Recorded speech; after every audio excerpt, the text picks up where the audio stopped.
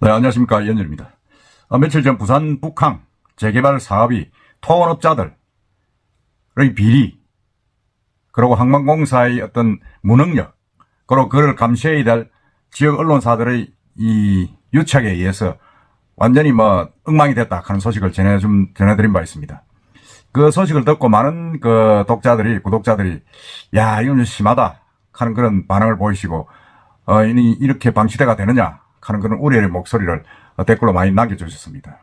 그래서 이번에는 부산 북항 재개발 사업이 이제 감사원에서 이제 감사 결과 나왔는데 그 나온 내용들을 그 구역별로 한번 구체적으로 한번 파보겠습니다. 그 내용을 한번 훑어보겠습니다. 이 부산 북항 사업은 사실은 2008년도 항만공사를 시행사로 해가지고 사업계획을 수립 고시하면서 시작됐는데, 항만시설의 노후와 주요 항만 부산항 신항 이전 등을 고려해가지고 이런 국제해양 관광 거점 육성, 그다음 친수공간 조성 등을 목적으로 이제 1단계 사업이 추진됐는데, 하지만 이 사업 준공전에 선매각한 일부 부지가 생활형 숙박시설 레지던스죠. 과 주거용 오피스텔로 이제 주거용도로 다 바뀌어버렸습니다.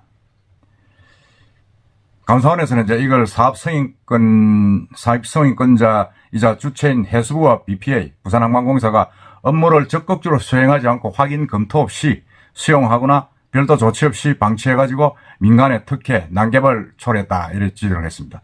저도 이 내용을 보고, 야, 참 우리 부산 북항, 우리의 미래라는 우리 북항이 너무 이렇게 방치가 되고 참 무분별하게 개발이 되거나 사실을 보고 참 분노를 저도 개인적으로 느꼈습니다. 참 어째 보면 부산 북한이 참 불쌍하다는 생각도 많이 들었습니다. 어쩌다 이런 무능력한 이 관공서의 공무원들과, 그리고 돈만 벌려는 토건업자들, 그리고 그것을 감시해야 될 지역 언론사까지 합쳐해가지고 다 이렇게 해치먹느냐, 정말 참 분노하기도 하고, 참 이 황금터 같은 100년을 이어온 북항을 이렇게 몇몇 조직들이 결탁을 해가 해쳐먹는다는 생각이 정말 분노를 금치 못했는데, 이제 감사 결과를 보면 제가 한번 쭉 읽어보겠습니다. D 지역은 이제 D1, D2, D3는 이제 이 업자들에게, 토건업자들에게 이제 선분양이 돼가지고 지금 문제가 생겼던 부분들이고, B 지역은 이제 지역 신문사들이, 지역 언론사들이 사옥을 짓겠다고 해서 이제 신분양된 지역입니다. 한번 구체적으로 쭉 한번 보겠습니다. 2012년에서 2018년 상업 업무지구 D구역이죠. 그리고 IT 영상 전시지구 B구역입니다. 그 다음에 환승센터. 이 8개 부지를 선매각을 했습니다. 선매각은 이제 사전에 각 부지의 사업 목적과 개발 방향 등을 구체적으로 결정하고, BPA 항문위원회 심의 의견을 받아가지고 매각 공고를 진행하는 겁니다. 그럼 민간 사업자가 제안한 사업 계획서에 대해서 평가해가지고 낙찰자를 정하는 방식인데, D3 구역, 지금은 이제 롯데캐슬 드메르 분양이 끝나서 짓고 있죠. 2018년 외국인 관광객을 위한 특급 호텔 등 숙박시설을 짓겠다 이래가지고 평가위원으로부터 아주 높은 점수를 받아가지고 이 토지 매매 계약을 맺었는데, 이듬해 9월에 애초 사업 계획에도 없었던 레지던스를 신축하겠다, 그것도 64%나 새로 넣어가지고 이미 건축 계획을 임의로 변경을 했습니다. 그러니까 사업 계획하고 건축 계획하고 이제 달라진 거죠. 그래가지고 부산시에 이제 건축 심의를 신청했습니다. D3 구역은 이제 코람코 자산 신탁, 그전에는 부산 오션파크였습니다. 하고 롯데건설이 시공 중입니다. 그 지분의 대부분은 이제 이 롯데가 갖고 있는 걸로 알려지고 있습니다. 시는 이제 건축 심의 및 협의 의견 과정에서 뭔가 좀 사업 계획서하고 다르다 이래가지고 항만공사에 이걸 요청을 했습니다. 이거 왜 달라도 되느냐 이래 했는데, 근데 항만공사는 이제 사업자 측 말만 믿고 여러 번에 거쳐서 부적격 의견을 제시하지 않았습니다. 그러니까 건축심의 및 사업계획 변경 협의에 모두 최종 동의를 한 거죠. 그러니까 호텔을 짓겠다고 했는데 오피스텔 레지던스를 짓겠다 하면 그런 부분에 대해서 세 차례나 거쳐서 시에서 이상하지 않느냐 했는데 불구하고 다 괜찮다고 최종 동의한 것으로 드러났습니다. 또 이 사업자가 2020년 4월 개별 분양, 2020년도 분양을 했죠. 하는 사실을 알고, 이때 당시에 분양할 때 수백 대 1이었죠. 알고 전매 승인 및 권리 의무 승계 계약 체결 요청을 거부하지 않고, 그러니까 이거는 이제 전매를 승인하지 않고 그 다음에 이거를 계약을 해지를 해야 됩니다. 그러면서 원활한 사업 추진, 그리고 수분양자를 보호해야 된다. 이런 이유로 승인을 했습니다. 참 말도 안 되는 거죠, 이게.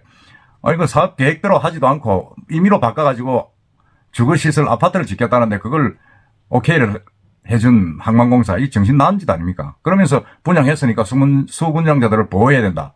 이런 사유로 이제 승인했다는데 정말 이건 말이 안 되죠. 근데 항만공사는 건축 허가 이후에도 D3 구역 토지 매매 계약 해제의 기회도 날렸습니다. 해제하면 되죠. 해제하면 되는데 D3 사업의 건축 허가 이후 지역사회와 언론의 지적과 반발이 많았다.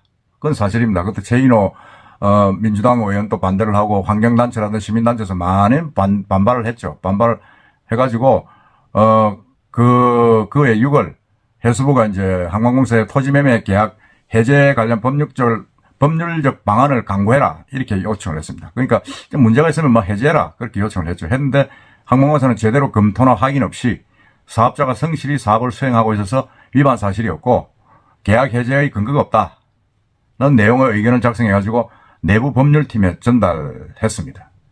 그렇기 때문에 이제 법률팀은 사업계획서에 명시되어 있는 숙박시설이 레지던스라고 오인해가지고 결국 계약 해제는 불가하다. 뭐 이런 판단을 내렸다고 합니다. 정말 이건 뭐 그 과정에서 어떤 뭐 유치원의 결탁이나 이런 게 어떤 게 있는지 모르지만은 정말 그렇다 그러면 참 이 항공공사는 무능하다는 생각을 가질 수밖에 없습니다. 그래가지고 지금 분양을 해가지고 대박이 났죠. 대박이 나가지고 짓고 있는데 이 수분양자 지금 와서 이제 그 계약을 때로 사업 계획대로 하지 않으면 이제 뭐랄까 손해배상 청구를 하라 지금 이렇게 이야기를 하는데 상당히 좀 골치 아파질 것 같기도 합니다만은 제가 볼 때는 막 그냥 이대로 진행갈 것 같습니다. 이게 뭐 사업 주체가 뭐 쉽게 그렇게 항만공사가 자세를 태도를 바꿀 것도 아니고 뭐 또 영부영 넘어갈 것 같습니다. 이게 부산시나 동구청도 같이 연루가 되어 있기 때문에 책임 소재가 있기 때문에 그냥 가지 않겠냐는 생각이 듭니다. 좀 아쉽죠. 아쉬운데 좀 더 지켜봐야 됩니다. D2 구역 역시 사업자 동원개발입니다. 토지 매매 계약 체결 후에 2020년 12월 관광 비즈니스 시설의 비중을 줄이는 대신에 레지던스 및 주거용 오피스텔 비율을 45%에서 84%로 대폭 늘리는 내용으로 건축 계획을 이미 변경했습니다. 그런데도 불구하고 항공사는 아무 검토 없이 토지 사용 승낙을 부당하게 허용했고 시에도 추후 변경 가능한 것처럼 모호하게 회신해가지고 결국 심의가 통과하게 됐습니다. 동원개발은 거기에 이제 동원 스카이버이 부산 북항이라는 이름으로 이제 레지던스를 추진을 했는데 감사원의 감사가 시작되고 이제 BPA가 부산항공공사가 반대 의견을 이제 시에 전달하니까 건축심의 신청을 스스로 취하했습니다. 이건 뭐 만일 이 감사원 감사가 없었더라면 뭐 계속 또 거기에 레지던스가 들어서는 겁니다. 그러니까 이거 합치면 B1, B2, B3, B1은 협성건설, B2는 동원, B3는 롯데죠. 그럼 한 4,000세대 가까운 완전히 이 주거시설이 들어서는 그런 난개발이 이루어질 뻔했습니다. 그 다음에 부산항 국제터미널 그 건립공사 대신에 이제 대물로 받은 이 토지 매매를 한 그 D1 협성마리나 역시 사업 계획하고 달리 건축 심의가 신청됐는데 항공공사는 의견 없다 이렇게 회신하고 사업자는 1028실의 레지던스를 분양했습니다. 그래가지고 무려 8,440억 원의 수익을 올린 것으로 조사됐습니다. 이건 뭐 회수를 해야 되는데 이거 회수도 못하고 이건 뭐 완전히 뭐 엉망된 거죠 지금 이거.